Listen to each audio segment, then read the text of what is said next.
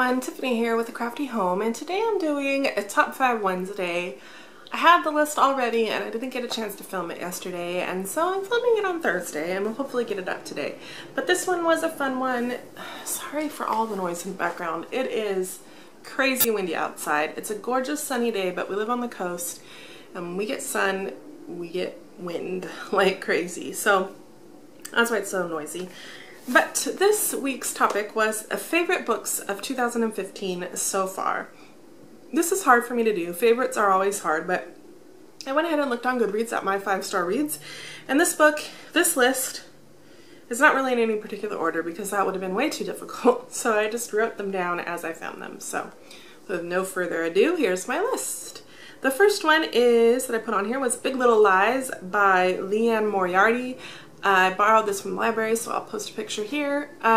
This is the story of this whole group of moms who are navigating through life as as school moms. And so there's just this whole dynamic. It's almost like Mean Girls Mommy Edition, and there's somebody who has died, and it's kind of like the retelling of what all led up to it, and it's just really good. It totally didn't go the way I thought it was gonna go. The world is so engrossing. She writes so well, and you're just sucked in from the beginning. It is really, really good. And I almost didn't read it because I was like, well, I don't have kids in school because I homeschool, and so I didn't think I would relate to it, but I totally did. Not as much as somebody I'm sure who has kids in school and so is dealing with that whole dynamic, but it was really, really good. I highly recommend it.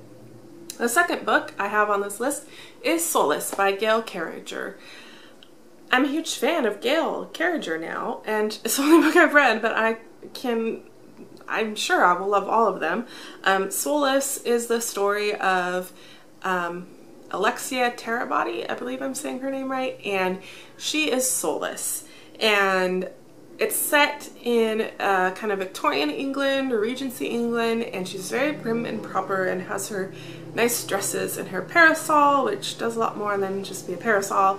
And what it means to be Solace is that she has the ability, when she touches a vampire or a werewolf, or there's a ghost, I think there's ghosts and other things. Anyway, when she touches them, their soul leaves them, the extra soul leaves them, and then they become human or mortal, only while she's touching them. And so so the reason that is, werewolves and all the supernatural beings have extra soul, which allows them to be the supernatural.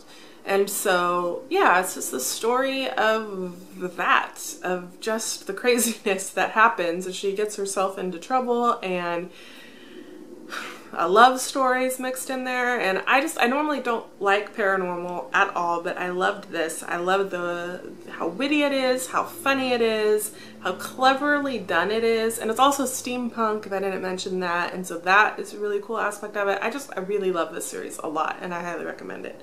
I suppose I should stop saying I highly recommend it because this whole list I highly recommend since they're my favorite reads so far.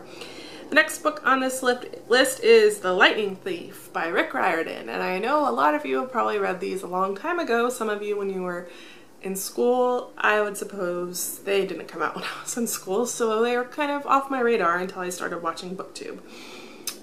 I love it. I loved it so much more than I thought I would. The world is so engrossing. If you don't know, it's the story of kind of Greek mythology told from these kids' perspectives who are half-breeds, half-bloods. They are half mortal and half godlike, and so it's just a story of him kind of realizing, Percy Jackson realizing that, and all of the craziness that ensues with that. It's really good, and if you haven't read the series, I highly recommend it. It's really good. Next is The Final Empire. I actually have this one by Brandon Sanderson. This is the first book in the Mistborn trilogy. Out of all of them, this is the one I loved the most. It is so engrossing. I'm sure you've heard of it by now because of your Cosmere going on, but if you haven't, it has a very unique magic system in which there are Mistings and Mistborn who have special powers from when they drink like these metals suspended in like an alcohol liquid. When they drink those, they can then burn those metals in their stomach. And I know that sounds really weird, but it ends up working out to where it's not like weird or creepy or gross. And they can do these really cool things.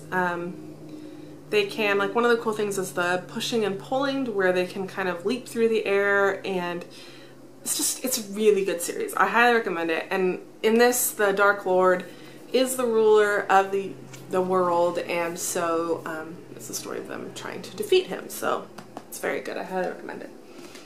I'm gonna keep saying highly recommend it, even though I've said of course I do. Anyway. And then the 5th book on my list is Ruby Red by Kirsten Year. I've heard mixed things about this. Some people really don't like it at all. I truly enjoyed this whole series. I loved Gwendolyn's relationship with her best friend. I loved the time traveling aspects. I loved everything about it. So, and it's kind of, I would say it's a little steampunky, maybe not. Some of the machines, like the time travel machine in my opinion is, but it's really good, and I really do recommend it. I enjoyed it a lot. So yes, those are my favorite books that I have read so far this year. Leave down in the comments your favorite 5 books so far this year, and let's talk about that. And until next time, I'll chat with y'all later.